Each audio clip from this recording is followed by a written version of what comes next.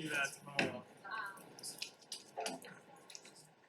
I know we're at like the height of school sucks.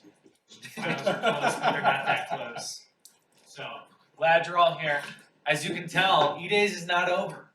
I know for those of you who have been at Ratio Christi for a while, you've probably heard that Ratio Christi throws the most intense raging party in all of E-Days weekends, as evidenced by our incredibly high-tech and expensive plane. It's totally ours and not Dr. Doyle's. I tried to bring all the things a good party needs during E-Days, but Donald shot me down. Something about God being a party pooper and we can't have all that, so we'll see. Maybe we'll hear more about it. But before we begin, I actually do want to let you know, we have shirts, if you couldn't already see them lying on that table. They're great, we're excited about it.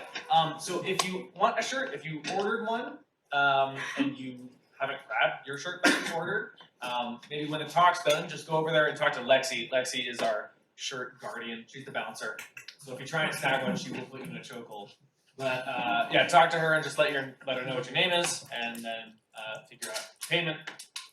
But yeah, definitely get shirts. And if you know people who bought a shirt who couldn't be here tonight, maybe reach out to them or let us know how that will work. And we want to make sure everybody who orders a shirt gets their shirt. Yeah, I think that's kind of it on the announcements at the beginning. So I'll just pray us in, and then I recognize basically everybody here, and so you all know Dr. Doyle. And so he's back. We're super excited to have him. I'll let him introduce himself. But before that, I will pray us in again. Dear Lord, thank you for this evening. Thank you for the beautiful weather we've had over the past couple days, even if it's going to get cold briefly. We're grateful that we get to be here in Colorado, where there's so much beauty around us. Thank you for everything that we can have. Just meeting here together, the community, the snacks, the maple donuts, everything else. We are truly grateful, Lord. We don't take it for granted, or at least I hope we don't. So thank you for the chance to do all of this. Please bless Dr. Doyman tonight, that he can be here. Bless his words. Let him speak with clarity, with truth, with precision, and let him speak your truth and nothing else as we seek to grow together and further these conversations. So be with us this evening. Help everybody to walk out of here with firm truths grasped that we can utilize, not just sit on. In your name we pray, amen. Amen. All yours. Thank you, sir. All right. So nobody here for the first time? You sure? You are. All right, there you go. Welcome. Let's see. I'm going to try to finagle all these cords around, see if I can make it all happen. You know, I did bring the disco ball, I have to admit. And I was giving this same, we were talking on the same topic when I was in Norway just a few weeks ago in February. Jared was with me. And the kind of awkward reality was, it was supposed to be, the disco ball was supposed to be going for the theme as people were walking in and so on, but they had some announcements that they wanted to do first. So they said, we'll take care of it. So it wasn't on the whole time until they announced, and now Dr. Doima. And then they turned the lights on, this music, and I was like,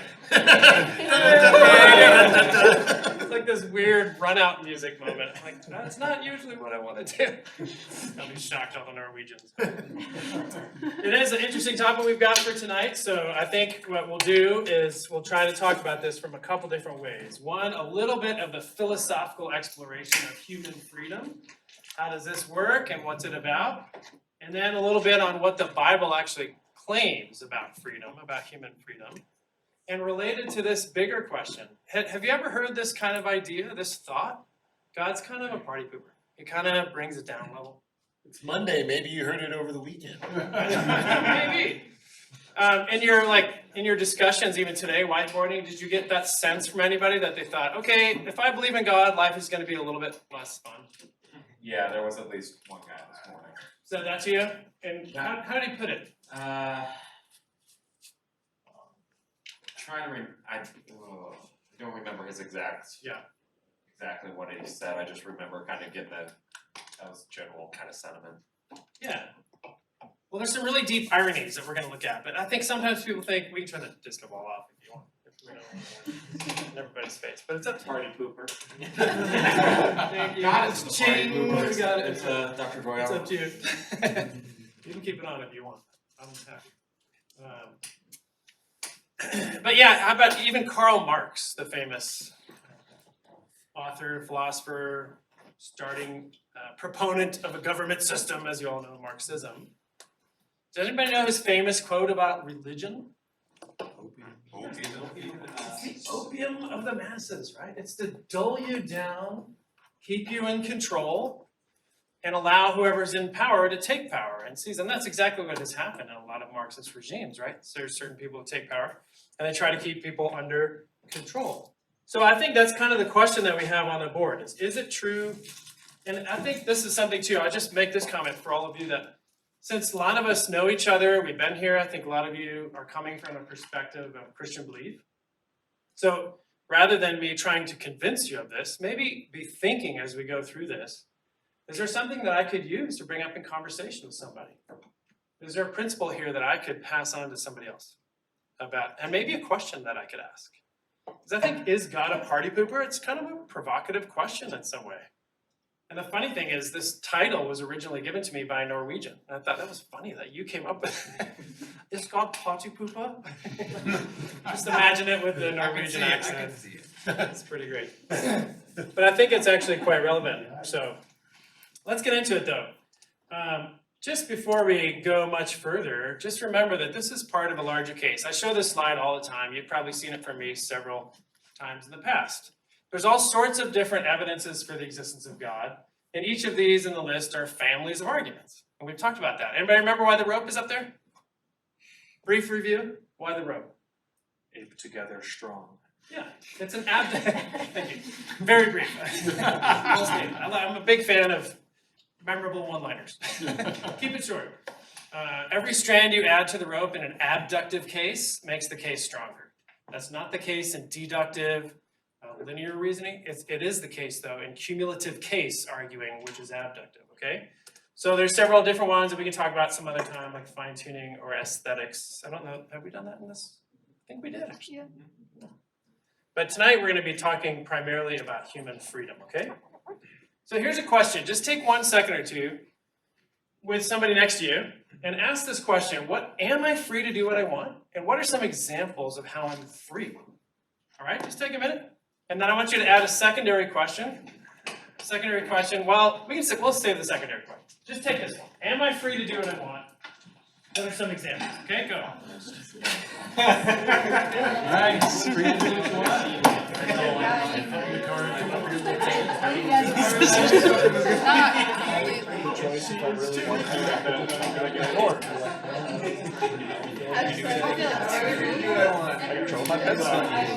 Free to do what I want. And there's some things I can't do. I want to fly. Within the physical laws.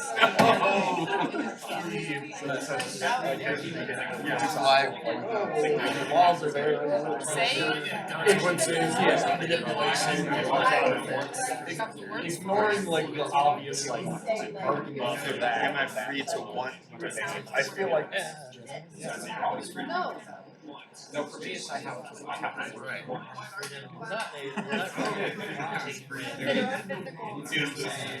that's getting When I was like first learning that gets complicated.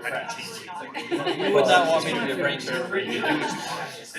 but how do you if you want Yeah, to want I remember something? in class I was that entire thing. It wasn't that entire thing, but it was a lot of I guess Well, it's bound.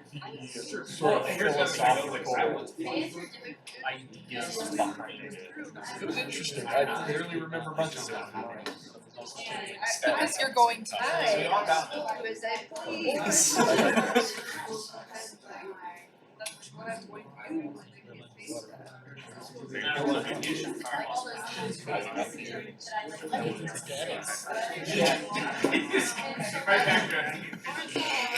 Something so rigid. Alright, should we talk about it? Alright,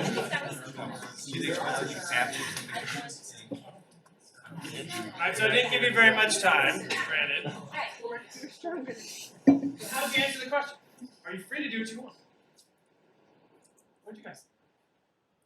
I say, yeah, because what I want to do is not necessarily what everyone else wants to do. Okay, good. So you can distinguish your perspective and desires from someone else's, and that shows you have an individual desire. Yeah, good. Okay, what else did you? How about your table? What'd you say? Are you free to do what you want? Lauren demonstrated that Yes. Demonstrated that, yes. Demonstrated how? How did you demonstrate? I slapped him in the face. You probably had it coming too. You mean you weren't determined to do that? You freely slapped him in the face? How'd you feel about that, being freely slapped in the face? Good demonstration. Are you just saying that so you don't get slapped again? Yes. It Twice. was well conditioned. That's great. How about you guys? Are you free to do what you want? Maybe an example? We're gonna do yes, except with the like limit of if we have the capabilities to. Like I want to fly, but I can't swim. Okay. Alright, now we're adding some nuance. So yes, I'm free to want, but I can't always carry it out. Right? So there's some limitations. I have desire here, but there are limitations on my freedom. Is that what you're saying? To some degree? Alright, how about you guys? Well, I said no because it seems like an absolute statement. Good, So okay. since the answer isn't absolutely yes all the time, then the answer is no. No? Just for the same Good for the reason. same thing, there's some physical laws that you can't break. Okay. And I guess there's also social laws. You could break those. Yeah, and you do. There will be consequences. But Okay. I said no. I'm not. So not totally free. So you're saying there's a measure of freedom, but not total freedom? Is that kind of where you're going, or not at all? Sure. I'll say to that. Yes. I'm putting words in your mouth. I'm famous for doing that. Oh, so what you're saying is, no, that's not what I'm saying. Julia said. My daily struggle tells me that there's some amount of freedom because I want to sit on the couch and read a book, but I do have homework. Like that is a very clear choice, and God, like that's not necessarily like a moral thing, and so it's like, well, do I get a bad grade or do I do my homework? And like, I don't know. He doesn't intervene most of the time. Okay, good. You have So to deal with it. now you're bringing up some good nuance here. So you are leaning into, almost into morality. What you're talking about is duty, right? So you're bound by things you know you should do, even though you want to do something else. So there's freedom of desire and yet some sort of duty constraining you in some way, or leading you somewhere else that you don't want to go. Yeah? Any other comments you want to make on this? What did you guys say? How about your table? Did you have a thought? We said like kind of the same thing, like you're constrained to like limits of reality, I guess. Like, you know, you can't fly was one that was used. Good, yeah. But I also said like you're also able to choose not to do something. Yeah. Okay, right. That, like maybe you want to not do something, which like purposefully limit yourself, which might actually seem to make it more free to choose. Okay, right. So you have the power of contrary choice, the power to deny or to say no. Yeah, good. Right. Anything else you want to add? Yeah, here, you guys. And I think another thing is, especially in the modern culture, people want to be free to do what they want and also free from the implications of it. That's right. Right? So I have the ability within the realm of reality to possess a machine gun. But because of Mr. Reagan, that would make me a felon. I want to be free from being a felon. He doesn't but I represent our can't. table. We're gonna get it all out. You got a gun guy right over here, so look out. I do not currently possess the freedom to be in Kiowa at 8 p.m., but I did possess that freedom 45 minutes ago. Okay. So my current freedoms are constrained by my usage of past freedoms. My time. Yeah, I like how you said that. Your current freedoms are constrained by your usage of past freedoms. Is that how you said it? Well said. Yeah. Okay, why are we asking this question? It seems kind of obvious in some ways, right? But the more you talk about it, the more you realize there's some nuance here, right? Yes, I'm free, but there's limitations. So can we sing the song? Can we agree that our experience is, yes, we're free within some limitation? I mean, that's a very general, broad comment. I am free, I can do things, I desire things that others don't. I'm free to make a choice, and yet there are limitations, right? So just put that in parentheses, okay? That's our experience as human beings, and I would agree with you wholeheartedly. That's my experience as well. Freedom, and yet there are some limitations, okay? Just put that in parentheses and we'll come back to it. So let's take on a little bit for a minute the view of God. So we've got our experience of freedom, but we also have the view of God. And so some of these common statements here that maybe God restricts or takes away my freedom, or makes life no fun, or maybe has too many rules to tone down, or maybe we can look at this a little bit later too, maybe his foreknowledge or predestination removes my freedom in some way.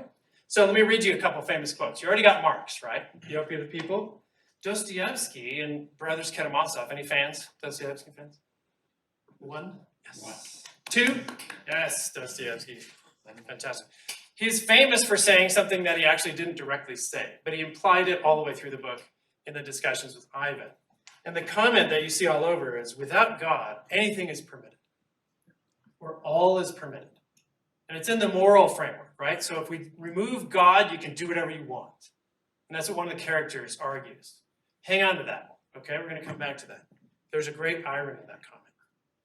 Or maybe Billy Joel is kind of more your style. Anybody even know who Billy Joel is? There we go, 80s rocker. I'd rather laugh with the sinners than cry with the saints. The sinners are so much more fun, right? So is it true that if we remove God, we get freedom back? Is that true? What do you think? If we can get God out of the picture, we could do whatever we want, right? We get freedom back. Is that true? I would say no, Oh, why not? because every action has a natural consequence. Okay. So in a certain sense, we are limited. We are not free to do whatever because of those consequences. Will naturally stop us from doing it. Okay, so natural consequences may restrict you instead of God restricting you, maybe? Yeah? I think that it's not about being able to do these other. I think without removed from the picture, there are more things that would be done, but then things that can be done are still the same. So I think Okay. the difference is, I think it would be a bad thing if Okay. you wanted to do, there's some things that if you wanted to do those and then you did them, that would be bad. Okay. So if you remove morality, the number of things you can do are still the same, but the things that you will do. Would do or will do. Here's a strange reality, and I'm going to argue this as my first point, actually. Freedom doesn't exist without God. Friedrich Nietzsche, he said, in the moral realm, if you remove the authority, you don't know which way is up or down. There is no such thing as right or wrong. Do whatever you want. That's true in a limited sense, right? There's no moral accountability. God's gone. And yet, thinking atheists in our day have done a little work on this topic, and they have come to the position most often of hard determinism. Has anyone ever heard of that? Hard determinism means that freedom doesn't exist, period. Full stop. There's no such thing. And most thinking atheist philosophers lean into that perspective. If they don't, they're trying to come up with a nifty way of re-explaining it. But what they're saying ultimately is without God, there's no freedom at all, period. Why is that the case? Yeah. Because then, without the soul, then the brain is nothing more than a computer.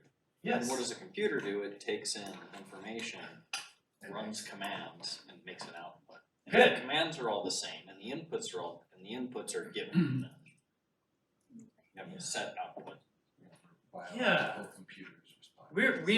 We are matter and energy. That's it, right? So let me read you a few. Well, here's the argument, and then I'll read you a few quotes of people who support this. You've probably seen the joke, right? Yeah, You've seen the that's joke. It's probably a common joke right here. You matter unless you move at the speed of light, and then you energy. If everything in life is matter and energy, you've maybe heard me make this argument in another talk. If everything we have is a closed system of matter and energy, that would be a world without the spiritual, a world without the non-physical, a world without God. So it's matter and energy. That's what we have, right? In a closed system. If that's everything that exists, who are you?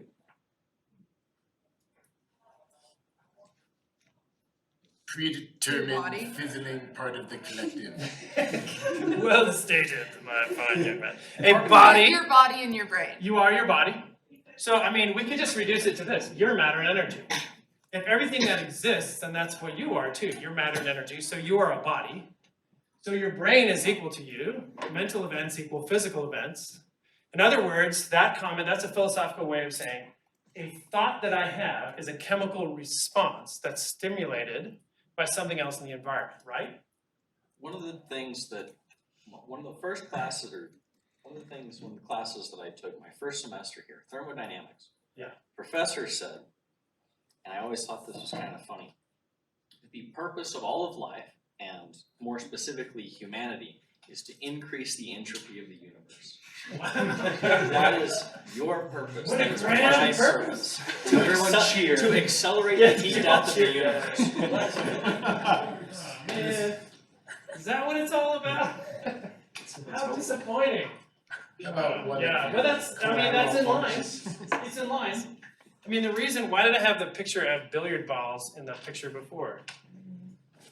If all you are is matter and energy, that's who you are. So your thoughts are chemical reactions stimulated in the universe by prior events. You know the whole butterfly effect thing? Butterfly flaps, I never get it right. Butterfly flaps its wings in the Philippines and there's a hurricane in Southern California, something like that. Some goofy thing, but the idea is that a cause produces another, or an effect produces a cause, produces another effect, produces another cause. So what you have is matter and energy controlled by natural law, and that's who you are. So when you have a thought like, hey, I would like to do X, Y, Z, that is only because you've been conditioned to think that by prior causes. So there's two problems if you take God out of the world. One, you have no soul, so there's no individual you to say that thing that you just said. And two, whatever that you just thought is a chemical response stimulated by prior effects in the universe, prior causes. I'm sorry. See what I'm saying? So, lest you think I'm a little off on this, let me read you a quote or two from some thinkers who go on this. Sam Harris says this: free will is an illusion. Our wills are simply not of our own making. We don't have the freedom we think we have. My mental life is given to me by the cosmos. So Sam Harris, famous atheist author, so he's arguing that this is the right way to look at it. How about Francis Crick? He says this: you, your joys and sorrows, your memories and ambitions, your sense of personal identity and free will are in fact no more than the behavior of a vast assembly of nerve cells and their associated molecules. Okay? So we get where I'm going with this, right? So this is almost parenthetical still, because we're stepping back. What if there was no God? So if you've got the comment, maybe God restricts or takes away my freedom, so I'm saying let's get rid of God. And the irony is we end up with no freedom at all. Let's see if the audio will work on this. Hopefully it will. I suppose, Not very much. Dr. Dawkins, I would ask this to you. Is there a scientific basis for the concept of free will in human beings? And if not, is there a biological evolutionary reason why all of us believe we have free will? The late Christopher Hitchens, when asked, does he believe in free will, replied, I have no choice. Well said.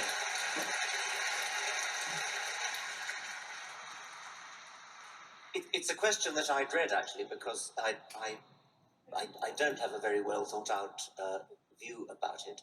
I think that, I have a materialist view of the world. I think that that things are determined in a rational way by antecedent events. And so that commits me to the view that when I think I have free will, and I think that I'm exercising free choice, I'm deluding myself, that my brain states are determined by physical events, and yet. Well, you get the point. There's more to it. If you want to hear a fuller description, I can send you the link. There's a little nuance there. He's talking about they're predetermined perhaps in a rational way by antecedent. So it's. Catch that word? He snuck in there? He snuck the word rationality into his description. So here's my question. What do you think is needed for freedom to exist? What would you say? If we're gonna say, now hold on a minute, time out. That's an interesting philosophical theory, but it just doesn't square with my experience of the world. I mean, we just started by talking about our experience of the world. We experience the fact that we have freedom. Yes, within limitations, but we do have freedom of choice. I mean, you slap someone in the face, for goodness sake, right? Let's time out. What would have to happen for freedom to exist? What's required, do you think? Do a little thinking on this one. What do we need to have? The immaterial, something that's not Something physically there. I think you're right. We need something that can. immaterial, right? What else? Some small degree of intelligence. Sorry, Jared, go ahead and then Squire. Some small degree of intelligence. Some degree of intelligence, for sure. Multiple potential outputs for a given set of inputs. Good. You have actual choice to go different ways. Yes. Anything else? Required? I think for there to be human, we're talking about human freedom. Here's my list. You know, Jesus in Mark 8 made the comment, what does it profit a person to gain the whole world and yet lose their soul? Or what can a person give in exchange for their soul? I think these are three key things. In order for there to be choices, there must be a choice maker. This implies personhood or identity, which I believe implies that you have a soul. There's actually quite strong evidence for the existence of a soul. We could do a whole evening on the existence of the soul sometime if you're interested. And we could talk about those different things. In fact, there's a quite strong argument for the existence of God from the existence of consciousness. The AC, the argument from consciousness, has become quite common currently. Do you think I'm on the right track here? With anything you would add? You added some good stuff to begin with. Multiple outcomes, intelligence, anything else? I have a bit of a question Yeah. about the difference between actual freedom and the perception of freedom. Thank you. Good, yeah. It's- How do we tell those apart? Because they would look the same from our perspective. Okay. What do you think is the What would real... make you feel better? Perception of freedom. So why isn't it the case that we just think we're free, which is what these atheist authors are saying? We think we are, but we're not. How do we have access to that as even a concept of freedom if it doesn't really exist? Okay, good. There's a strange ontology, an ontological argument. Where do we come up with the idea of freedom? If there is no Especially such if it's thing? just delusional. Right? How did we become susceptible to delusion like that? Good. And quite deep delusion if that's the case, right? Yep. Okay, so here's a little, put that in as a little argument, ontological argument for the existence of freedom, anyway. What else? So it strikes me that it's more about the consequences, if you will. In other words, really digging into and understanding the consequences of if you have free will, then, or if you're a materialist, then you don't have a good case for free will. And then ultimately, this is kind of like determining the shape of a jigsaw puzzle in the middle of the puzzle. And either you're gonna be able to put a puzzle together or you're gonna have just a bunch of pieces. Okay, right, so this is part of the coherence theory of truth, that they fit together. But let me add one thing to this. There's a philosopher named Thomas Nagel, and he wrote a little book that's quite famous. He's actually written some really interesting books in the modern era, one called The Last Word, that's really interesting. Another called Mind and Cosmos, and he's arguing that he calls it neo-Darwinism. The neo-Darwinist materialist perspective on the universe is almost certainly false. But he's an atheist. He doesn't believe, in fact, the end of his book, The Last Word, he said, I just don't want to believe there's a God. Basically all signs point in that direction, including human free will. But I just don't want to believe that, and so there must be some other way to explain the world. But his earlier book, I think, is quite telling. He wrote a book called What's It Like to Be a Bat? Yeah. You ever heard of that? What's it like to be a bat? A bat, like a flying bat. Does that sound like a fun philosophy book? Philosophers do weird things, right? They write weird stuff, they talk about weird things. And this is his comment. And I think this is true if you consider yourself. If it was the case that I was all material, then somebody should be able to describe me, if they had full knowledge, 100% from an outside perspective. They could describe me in terms of the material of my body, color of my hair, color of my eyes, my DNA structure. And that would include, if they had enough knowledge, they could describe everything about my thoughts and my way of thinking and so on. But, says Thomas Nagel, there will always be something missing from that description. What is it? I think the argument for that would be it's incomplete knowledge. Yeah. Like, the person describing you does not have the ability to have complete knowledge of every event. But what is it that that person from the outside can never have? Personal experience or Yeah, my the- personal perspective. Empathy, if you will. They can't see. True empathy. Yeah, they can't know what it's like to be me. So his book, What's It Like to Be a Bat? He said, we can know everything there is to know about bats. Everything there is to know. But we've never been a bat. Or we haven't had the experience. What is it really like? And actually that says a lot about our consciousness as a person. First person perspective is very unique. What's it like to be me? And that's actually quite a strong evidence for the existence of a consciousness, qua consciousness, and then existence of a soul connected, therefore. So that's one evidence. There are more, but you're asking a very important question on this. Why is it not the case that we are just deluded? And it seems like we have freedom. Well, that's one. I have first person experience. Any others you want to add to that? I would argue also because we're free. It's a strange way to answer, how do we know that we're not? From a theological standpoint, there's the argument that if we didn't have free will, God would be responsible for sin. Okay, good. So he gives you personal responsibility, and sin is born of our own free choice. That's true. And we have moral responsibility or moral culpability, you can say. Yeah. Which also gives you the opportunity for moral good to exist. Did you know, by the way, moral good couldn't exist without free will either? Strange, isn't it? Okay, so now we're getting a little bit technical, running down the track a little bit here. What does the Bible say about freedom? Let's go that way for a little bit, and then we'll come back on some of these topics if you want to. Here's what it claims. Freedom is actually a gift from God. So here's really the gospel. So humans are created in the image of God and in relationship with God. Look at John 17, and this is eternal life, that they may know you. Here's something that nobody has added to this conversation yet. Freedom is essential for true relationship. Think about that for a second. Isn't that the case? Freedom is essential for true relationship.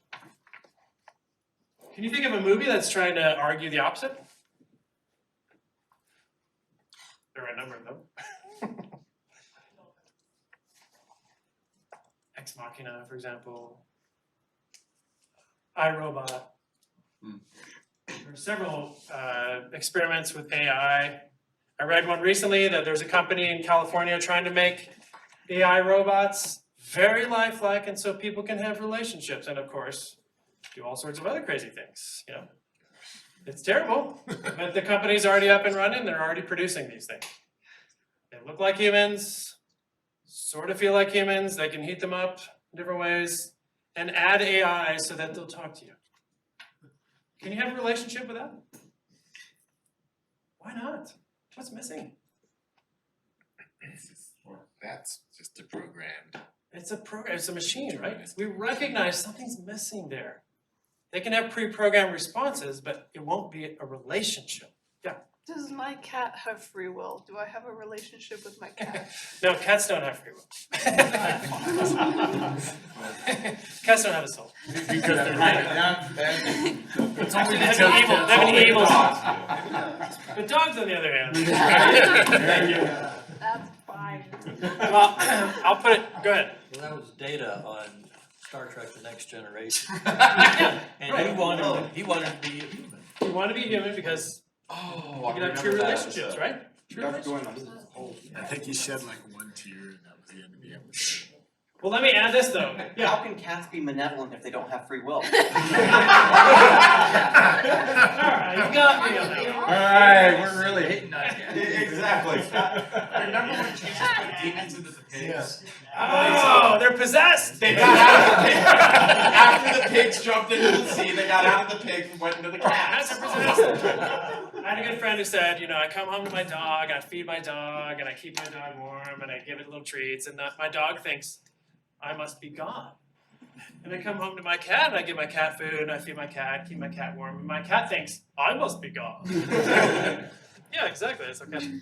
Now, the ancient Christians actually explored this a little bit. Because it is true that animals have at least some measure of free will. It's different than ours, isn't it? They have some measure, and they have some consciousness. And so often you'll find older philosophers talking about the animal soul versus the human soul. In other words, that there's some sort of consciousness and decision-making ability there, but there's also something fundamentally different from us, and we can see that. We can't always quite put our finger on it, but we can see there's something different. So at what point did the animal soul diverge into a human soul in like the past of humans? Well, I think that's one of the troubling questions for a fully materialistic model of evolutionary Darwinism, for example.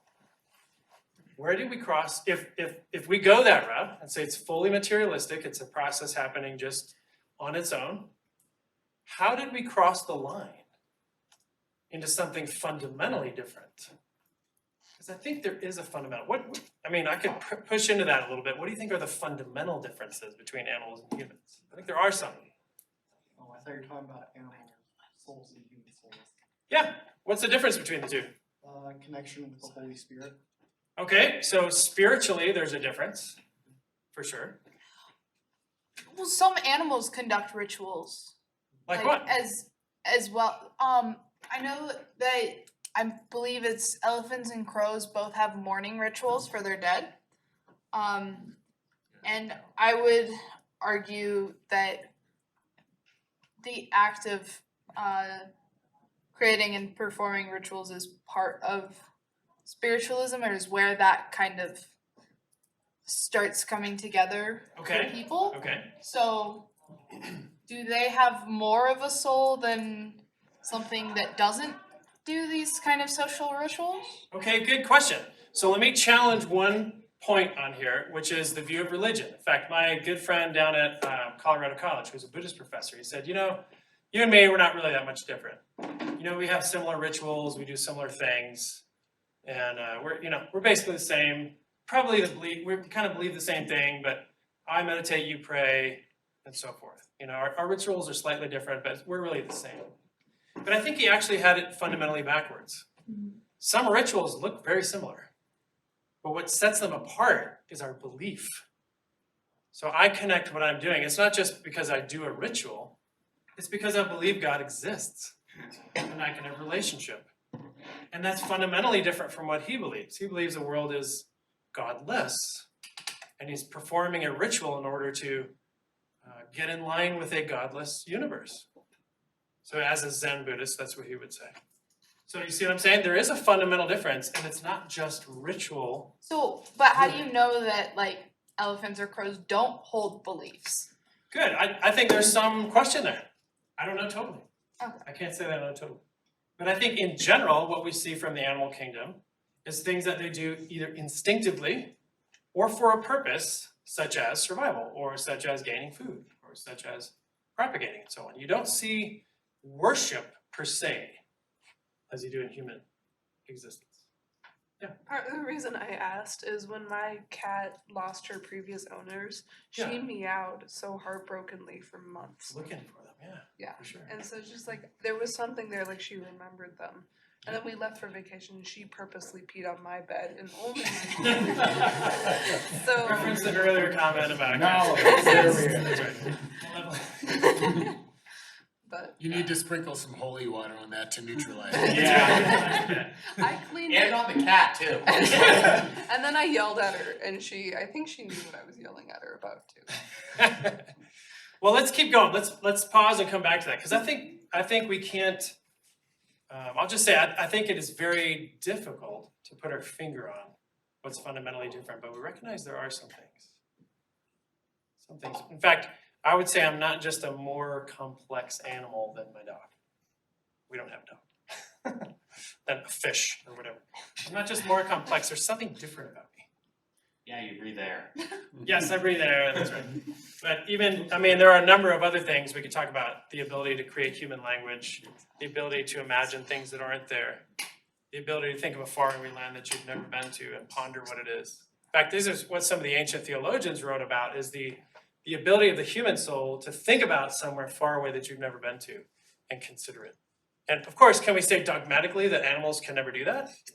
Not necessarily, but we know they don't have the same tools to do that we do. Language, for example. Animals do have languages though. They have ways of communicating, but they don't have the same kind of language. Not the language, not the level of development. The complexity of the lexicons, like. Okay, did you have something you want to add? You raised your hand? Okay. Let's keep going on this and let's come back to animals. Let's pause on animals, come back afterwards, okay? So what else does the Bible say about freedom? So freedom's required for a relationship. And I think we actually see that with animals, that in order for us to have a relationship, there has to be some measure, but it's different from a human relationship. Here's the rest of the story in the Bible. This is really the gospel, the center of the Bible. So you're created with freedom and actually asked to submit to one rule. That's it. Did you know that when God created the world, there was only one rule? I mean, they're naked running around the garden with no rules. Think about that. One rule, only one rule. Don't touch the tree. And we failed that test. This is eternal life, that they may know you. All have sinned and fall short of the glory of God. So we used our freedom to exercise it against God, which is the origin of human evil, broke relationship, shame, regret, blame, curses, all those things originate in that moment when we exercise our freedom against God. But God had a greater good plan the entire time. Guys, this is the gospel. This is the heart of the Bible, right? It starts with human freedom and what happens when we exercise our freedom against God. And yet God had a greater good plan the entire time. He demonstrates his love for us in this. While we were still sinners, Christ died for us. And then he offers relationship restored, John 1:12. Yet to all who received him, to those who believed in his name, he gave the right to become children of God. Back into relationship. So he offers it back in the gospel and in a renewed way. And the end of the Bible actually ends in a big party. We'll talk about that here for a second. If you want to talk about what makes a party fun. But let's move on just a little bit. So what about limits? Are there limits on free will? Absolutely. Does that reduce our freedom? What do you think? Oops, we're going back the wrong way. Here we go. What about the rules? Do the rules reduce our freedom? Yes, but for our own good. Okay, so they reduce our freedom for our own good, so it's good not to be cleansed free. Would anyone disagree? Would anyone say that the rules don't reduce our freedom? They just. If you're given a rule, you didn't know the rule beforehand, then that's another choice that you've been given. And you now have extra freedom to either follow that rule or not follow that rule, assuming you didn't know of it beforehand. Interesting. Okay, so without a rule. But you could have followed the rule beforehand even without knowing it. Without knowing, but you wouldn't have made the choice, right? You just would be doing whatever you think you want to do. But you wouldn't have made the choice whether or not to follow the rules. So you're saying, in an odd way, there's an addition to freedom? Yeah. I think you're onto something here. What do we know about limits and human choices? Do we know anything about that? Any of you studied anything like that? If you have a lot of choices, you're actually like less happy after a certain point. Yeah, do you know what the... It's not a lot. It's like a couple, like 2 or 3. I Yeah, think. there are famous studies on this thing. In fact, The Economist, if you look up The Economist magazine and Human Freedom, there's a long study on free will choices and your sense of freedom when it comes to marketing. So they did experiments, like let's give people 50 choices of breakfast cereal. Wait, that's reality. That's in every store already, right? There's 50 choices. I mean, how do you feel? So they give, go ahead. What was I gonna say? So I've been victim to this whole thing. Okay. You're a victim. Let's hear about it. No, so my wife and I lived overseas in Taiwan for a couple of years. And when we would go to the grocery store and we wanted to get peanut butter and jelly. Yeah. We had two choices. Yeah. Strawberry or grape. Okay, there you go. That's it. When we came back and then went to the grocery store, I cannot tell you, I cannot describe for you how overwhelming it was to go to the grocery store and have whole shelves of choices. Where was it? It was just a very weird, like I said, it was very real, it was very tangible, it created anxiety. Where did you live? We are in Taiwan. In Taiwan, yeah. It's similar in Europe. I mean, you go to the grocery store with a small basket and there's a few choices and you take the one. For jam in Norway, you have raspberry, blueberry, strawberry, or tabata, which is very rare. And you're lucky if you find it. Yeah. Did you only have that anxiety because previously you had had fewer choices? Is that what you said? Know about it. Did you say that before you saw the entire aisle, you had only 2 choices? Is that what you said? Or was it the No, other you way lived in around? a country where there are less choices. Which one was first? That's all I'm asking. Well, so realize I grew up here. Right. And we voluntarily went and lived in Taiwan. And all of a sudden, we experienced this reduction of choices. Okay? And we only had 2 options. And then when we come back here, and all of a sudden we're exposed to all these choices. But that sounds like you would only gain this anxiety after you had experienced fewer choices. And I don't know if that conforms as much with the idea that fewer choices at all times is better, since you didn't have that anxiety before. No, I didn't make that claim. Okay. Not fewer choices at all times. So here's the Economist study. Let me just tell you summarize what they said. So they said if you have too few choices, you don't feel free. Doggone it, I have to pick either strawberry or grape. That's all they have. And you know there ought to be more. So you don't feel very free. But the study showed if you have too many choices, you also don't feel free. In fact, you lose your sense of freedom and you gain anxiety instead. So the marketing piece for The Economist magazine was the best way to market your product or in your store is carry about 5 choices. Then people can say, not that one, not this one, that one, and maybe next time I'll try that one. And that would be the optimal number. So in other words, it's freedom within limits. So kind of an interesting perspective from lots of students over the years at the Air Force Academy. And some of these radical overachievers trying to keep every iron in the fire going. And then they come in and it's like, oh my gosh, I got a pilot slot, I got accepted to medical school, and I'm a, Rhodes Scholar, and, like all this ridiculous set of choices. And the biggest challenge sometimes is the enormous amount of stress to only choose just one.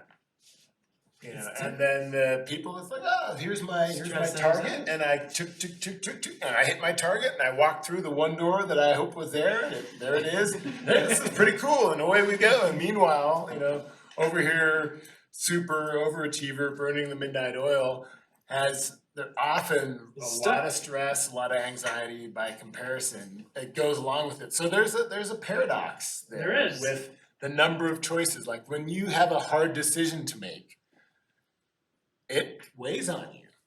Yeah. Because it's consequential. Well, let me say this. This is what I find philosophically interesting. Is we want to say more choice means more freedom. And that's true, but only to a certain point. Here's another example. Social order and the law versus doing whatever I want. So if there are too many laws in a society, do you feel free? No, I mean, you're restricted at every turn, right? We fought a whole war about that stuff. Yeah, we fought an entire war about this. What happens if there are not enough laws?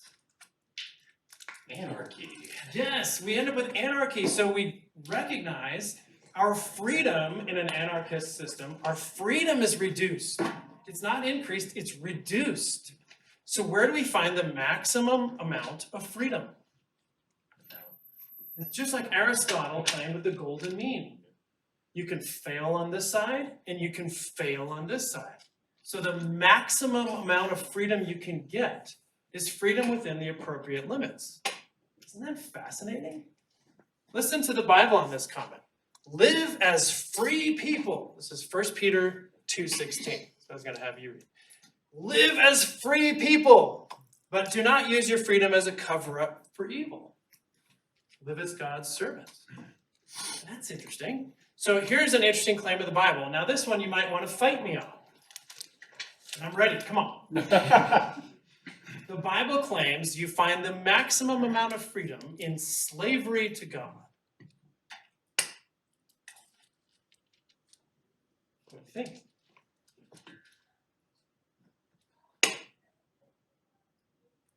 Is that true? The maximum amount of freedom. It is for freedom that Christ has set you free. It says in Galatians. But then it says, live as slaves to God. That's where the maximum amount of freedom is. Wow, that doesn't sit so well, does it? Yeah, some of you are like, wait a minute. I agree with you, but I wanna make another point. Okay, make another point. That I've heard this a lot recently, where like you're either a slave to God or you're a slave to sin. Good point. That's a claim of the Bible. And actually, Bob Dylan backs it up. Have you heard the song, You're Gonna Serve Somebody? Yeah, somebody. So you might be a, how does it start up? You might be a lady, you might be alone. You might be the Lord, but yes, yeah. Yeah, you got it. You might be the heavyweight champion of the world, but you're gonna serve somebody. You might be the devil, you might be the Lord, but you're gonna serve somebody. Bob Dylan. I think you might be right, actually. That song brought my brother back to the Lord. Is that right? Thank God for Bob Dylan. Lord for Bob Dylan. Love Bob Dylan. Okay, so there's my radical claim. The maximum amount of freedom you can give, and you can see where I'm going with this. I think God gave you the maximum amount of freedom. Because the maximum you can get is within appropriate limits. So what about fun? Squire, did you want to add to that? It's kind of a digression, but I just want to note that there's limits to will. Like oftentimes, my past actions affect what I will in the future. Good point. Good point. So we start down a pathway. Do you want one of the most troubling verses in the Bible? It's been plaguing me recently, and I've been thinking about it. 2 Thessalonians 2, 10 and 11. The second half of 10 starts like this. Because they refused to love the truth, God sent them a powerful delusion so they'd believe a lie. What? In other words, if I don't seek the truth and I don't want to, God will say, want your way. Here you go. Here's some more of what you want. I think a short conversation with a libertarian shows that sometimes maybe freedom you don't want to give. Sometimes you don't want to give freedom to people.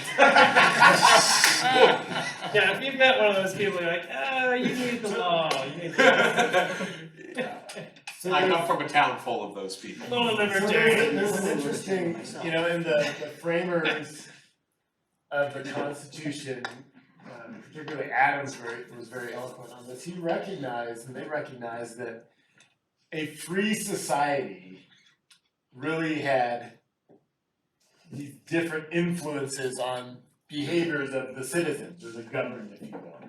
But you really couldn't have a society that afforded enough freedom from the government side to the people, for the people to really be reasonably free, unless the people were morally compelled by basically their religious beliefs, by God, as to go about their lives in a moral way, at least to some extent. In other words, it had to be this balance, right? And what we see as societies become more secular is generally a radical expansion of government and laws to try to to try to be this constraining influence where the socio-cultural, religious component that was important in constraining people to decent behavior, as you pull that away, then government creeps in and more and says, hey, well, I'll take control of this and I'll give you a lot for that and we'll govern this and that. And so there's always been a balance with that. That's best. I mean, we could go all the way down the road into Marxism and his comment about religion as opiate and how it goes. But let me throw this out there really quick. What about fun?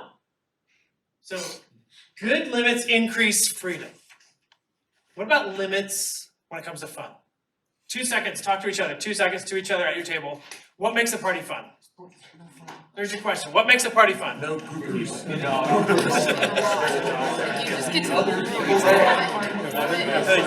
What makes a party not fun? Like I love playing the game at the party. I play board games instead. I think we have the most fun. That one is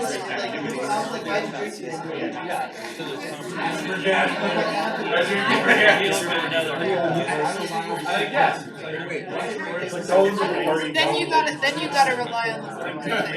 I think it's one of the two. No structure. That's true. I think that's why that's the most fun thing. Like advance than any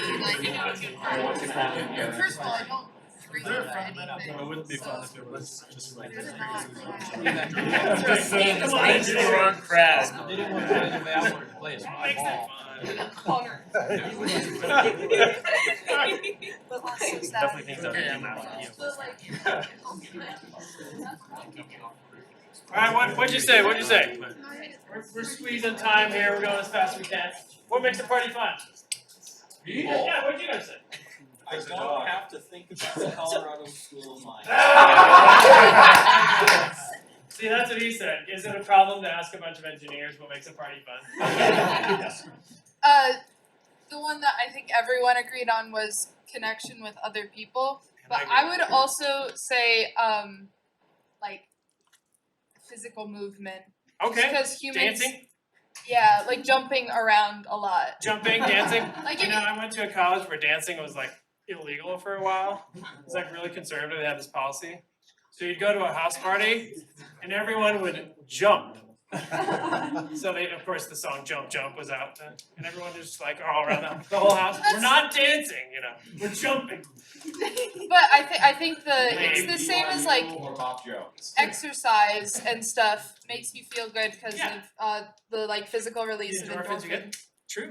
I think that's second to the connections with people. I love that. I think that helps in a party. Get moving, yeah. Well, if you're playing games at a party, there needs to be rules to the games. Ooh, that's right. Games with rules. Rules are not fun. That's right. I went to a philosophy party once that opened with. That sounds sweet, right? Conservative college. The philosophy one was in my grad school actually, and they opened the party with, "Do you believe in the ontological argument? Yes or no?" And it was like go around the circle. Yeah, it's great, right? Very cool. But one of the philosophers was like, "We need competition," and so he made up rules, and there was a game, and there was a prize. It was super fun. I would say that everyone has a different perception of fun and a different definition of fun, and so like the most fun at like a party when there's a group of people is when everyone agrees that what they're doing is fun. Okay, so you're in it together, you're connecting, and everyone is like, yeah, there isn't somebody who's saying this is super lame.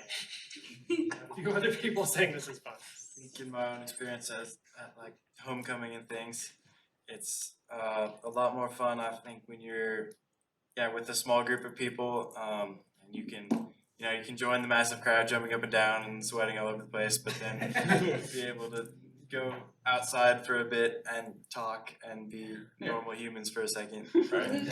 There's a intensity and then a relax. Yeah. Up and a down. Anything else? What makes a party fun? Anything you would add to that? Yeah. At least in the small town I grew up in, doing dumb stuff with your guy friends. Stupid human tricks. There you go. John and I grew up together. We have a few memories of which will remain totally separate. What about when it comes to limitations? So I've got this picture up here about freedom, but this applies to fun too. Like, what do you notice about the picture when it comes to limits or rules? Everyone's wearing parachutes. Okay, they're wearing parachutes. Step number one. It would be less fun without the parachutes. It would be less fun. The exhilaration. I feel like it would be more fun, maximum adrenaline. It'd be maximum adrenaline for a short amount of time. Yeah, good point. They seem to have come up with some rules regarding their relative velocity to each other. Right, they had to figure out how to connect with each other and get into it together. There's all sorts of interesting things about this. They're all wearing halo masks or Huh? bike helmets or. Oh, you're right, they are. High altitude, Personal low open. protective. It's a type of Visually, yeah, parachute. personally protected, that's right, good, so they can breathe, so. No, not that halo. High altitude. Yeah. Okay, so here's my argument. Just like freedom, the most fun you can have is also within limits. Do you think I'm right about that? Or do you think fun increases when limits go away? What are some examples of a party where you see, well, the limits went away and it wasn't as much fun?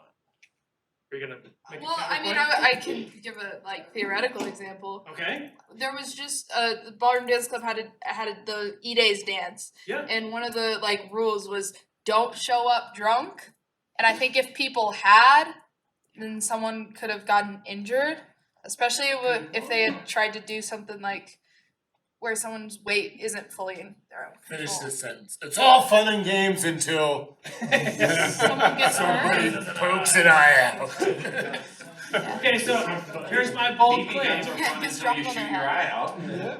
Think about a party that you've gone to that you really enjoyed, or a fun event, or maybe it's a physical event, maybe it's going skiing, and you think about that event the next day. Do you still gain some pleasure out of the memory? Yeah. How about like a couple months down the road? Do you still gain some pleasure out of the memory? Yeah. How about 10 years from that time? Maybe, right? You're gaining as the years go by. Now think about a party where you did something beyond the limits that you regret. You went beyond, so to speak, the rules. You went too far. It was maybe really fun in the moment, right? Really fun for a short time. How'd you feel about it the next day? Probably not so great, right? I mean, maybe some people are like, oh, it was so great, and try to argue to their friends that it was super great. How about the next week? How'd it feel? Good? Better than the next day. Yeah, maybe that's toned down. What about 20 years later, and you're thinking back on that party or that experience where you went too far? Do you gain pleasure from that? Actually, it's regret, isn't it? So think about this. I think it's technically true that the most fun you can have is within the appropriate boundaries, because you have fun in the moment, and you have fun the next day, thinking back on the memory. You have fun a week from now, and 20 years down the road, you're going, that was really cool. I'm glad we did that. We had a lot of fun. You're gaining the entire time.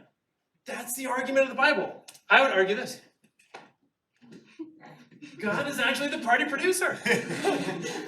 He's giving you maximum freedom, and he's telling you how to gain maximum fun. Anybody know John 10:10? It comes only to steal and kill and destroy. I have come that they may have life and have it to the fullest. To the what? To the full or abundantly. Jesus made this claim. His claim is, I came to give you the most abundant life that there can be. That's a pretty bold claim. So what do you think? Do you think he's right? The most fun you can have happens within appropriate limits? Yeah.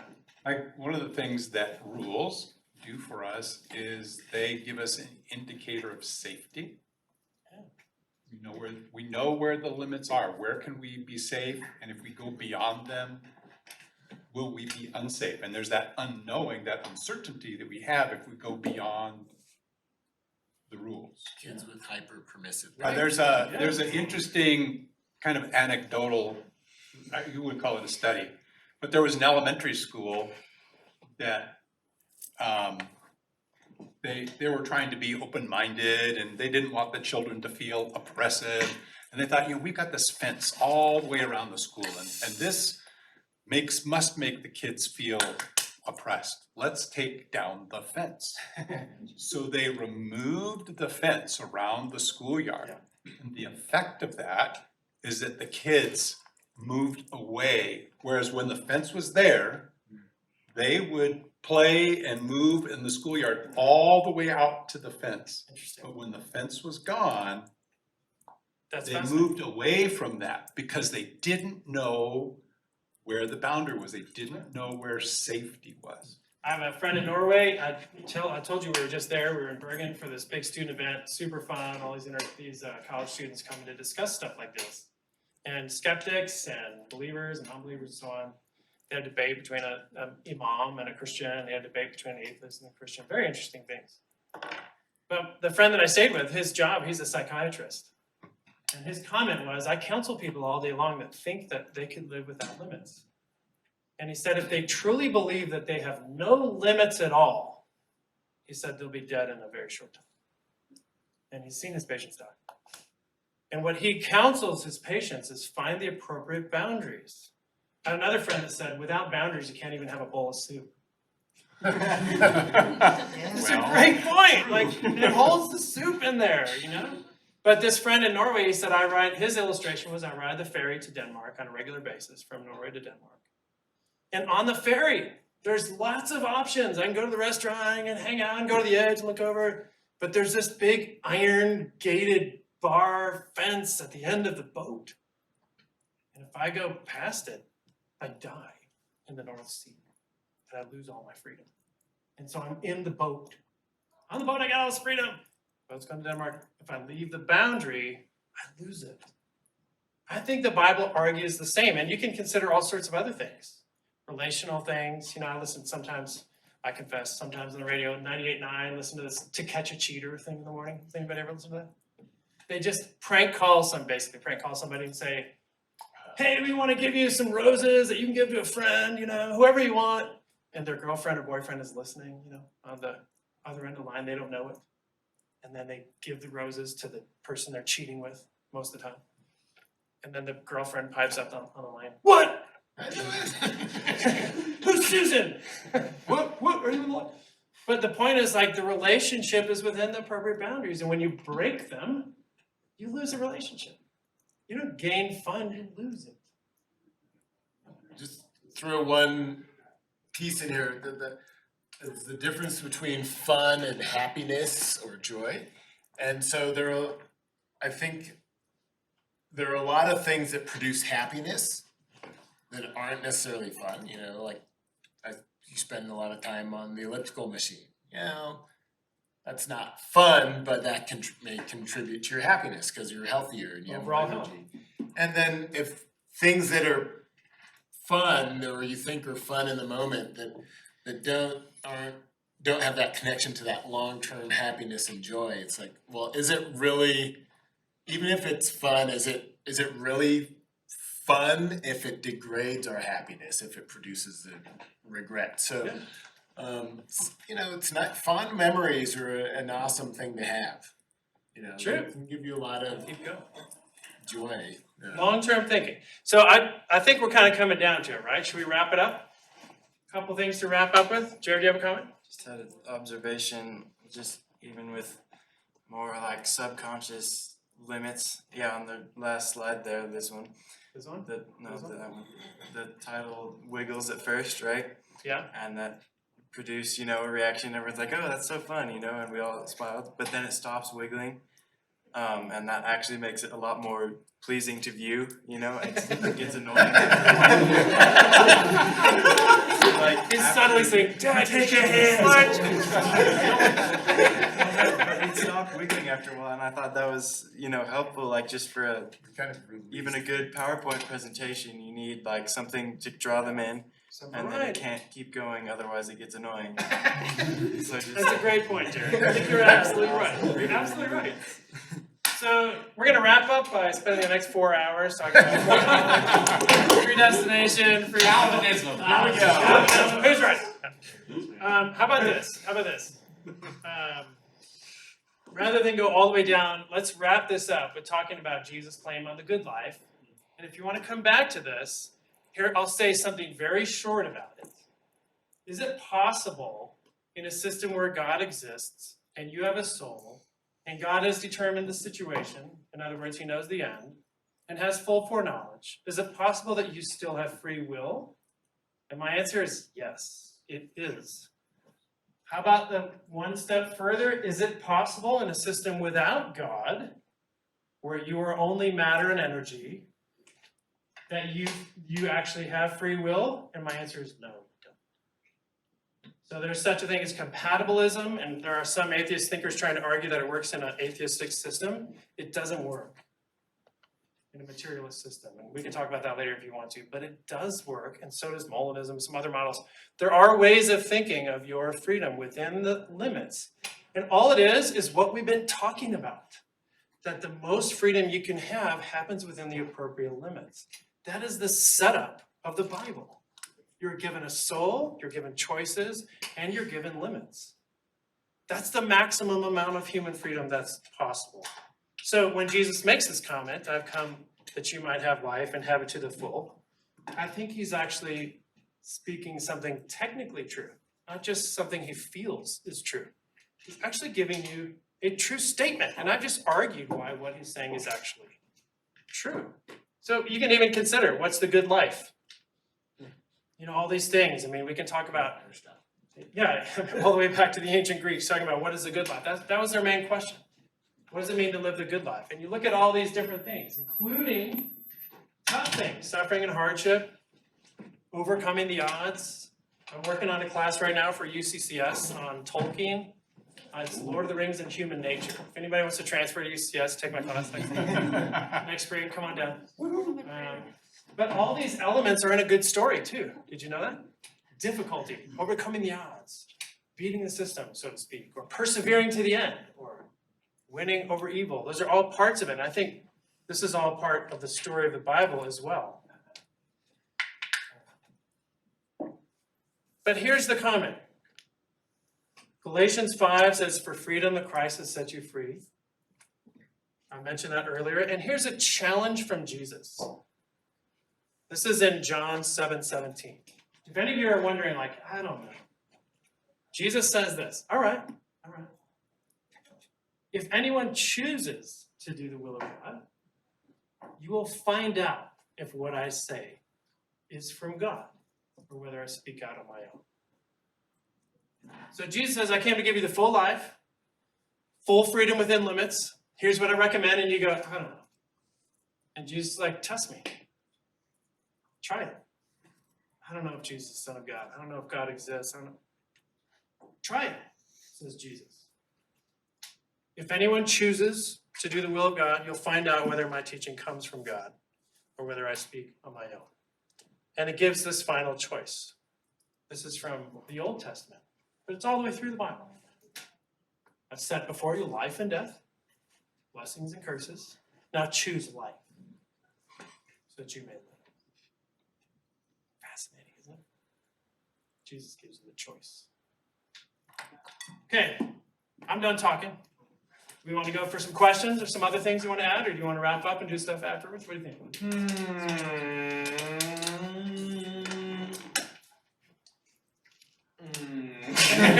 I actually don't know. How about I wrap us up? I'll close this out, and then that way, if people want to go, you can go. If we want to linger, I'm sure there'll be a crowd, and that way it can be a little less formal. Sounds So, good. If that's cool, I'll wrap us You out bet. with some Do it. announcements. Do it. Thank you.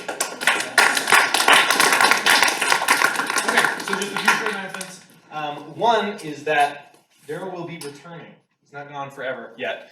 He's coming back next Friday, the 26th. I am. For Anchor. So we're hosting Anchor as Ratio Christie, and that will be in Brown 280, as it usually is. That's at 7 p.m., right? 7 p.m. on April 26th, next Friday. And Daryl is going to be speaking, and so we're very excited to have him. And your topic, do you want to say what it is, or do you We're want to talking about all the treasures of wisdom and knowledge. Colossians. Colossians 2, found in Christ. Awesome. So we're very excited. So definitely go and then invite other people. If you don't know what Anchor is, it's basically where all the Christian ministries on campus get together for a time of fellowship. We have lots of super solid Christian ministries here on campus, and they each have their different focuses, but it's an amazing thing to unite, right, as the body and the church. And so we love to do that once a month. And so it's a time for fellowship, maybe meeting people you haven't met, reconnecting, just enjoyment. Worship, and then usually a message. So we're very excited. So definitely be there next Friday. There will also be Costco pizza. Hey. So now you will be there. The next Friday, not Yes, next no, we'll Friday. have, there will be dinner provided, so there will be pizza and fruit and veggies and et cetera. Were you gonna say something, Lexi? And lemon Girl Scout cookies. And lemon Girl Scout cookies. Are the On lemon pizza. Surplus from today. Yes, there will be lots of good stuff basically, and Daryl. So we're very excited. Lots of good stuff and Daryl. And then additionally, next week, so our talk next week is gonna be from a group called Justice for All. They're a large pro-life group, and they're gonna be coming, they do talks around the country in a sense, and they're coming through Colorado and doing it, and we've had some people who have taken their track before. We think it's really important as Christians, we will stand on it, and we think it's super important, and we'd love to have that dialogue with someone if you'd like to, but we also wanna train people to have that dialogue. And so their goal is to equip Christians or equip people to have these discussions on important things and not make it a debate. To make it a conversation, a discussion, right, where it's fruitful and you can actually have it without screaming in each other's faces, or everybody just starts getting mad. And so it really is good. It's super helpful. I think it's really important stuff to know. So I really highly encourage it. They'll be here next Monday, 7 p.m. You just come to the Rasher Christie meeting. But additionally, they'll be at First Baptist on Sunday, which is the 21st, and they'll be there 11 a.m. to 3 p.m. And I believe they're doing their track. So if you want more details, ask Donald, but they will be at First Baptist. Is it free? Yes. I believe it's free. And lunch. And lunch is provided, pizza as well. So I would really encourage it. Again, I think I can't stress enough. It's very important things. And it's very important to know how and why and what to talk about with these things. So we're very excited. I would encourage you to be here. I think that's all. So thanks to everybody who went whiteboarding today. We saw a ton of people, and that's super encouraging to me. I love seeing just so many of you come up and having dialogues and discussions. It really is awesome. That's the whole point of what we do here. It's not just to enjoy Daryl's talk and leave, but to continue these conversations. Yeah, and it was awesome seeing all the responses. We had a bunch of people who responded with the survey, with wanting to be followed up with. So we're super, super grateful for all of you that participated. I hope it was a good experience. If you have any stories from whiteboarding of like something you learned or something you got to talk to somebody else about, like we would love to hear it. I'd love to hear it. So please do share with me before you forget. It's super encouraging and we want to be able to talk about those things. So that's all. I'm gonna pray us out and then you're free, but Daryl's not because you got 2 hours. Sounds good. We'll ask some questions. Dear Lord, thank you for this evening. Thank you for Dr. Jemima. Thank you for this time together where we can learn, where we can laugh. We can do all these things, Lord. I pray that we would walk out of here edified, encouraged from the community, from the things that we learned. I pray that they wouldn't just go in one ear and out the other as we think and dwell on school and homeworks and etc., but that we could really dwell on these things and always, as I prayed at the beginning, Lord, that you would open doors to use it, to talk to people around us, to keep us growing towards you and how we've been set free to something so much better than what we would have been, Lord. So thank you for that. We can never praise you enough for it. May we pray, amen. Awesome. You got some questions. Trip. I disappeared for a little while because I had to. Yeah. I'll be here. I want to discuss Doom. First identity part. This time, I think we are different than animals.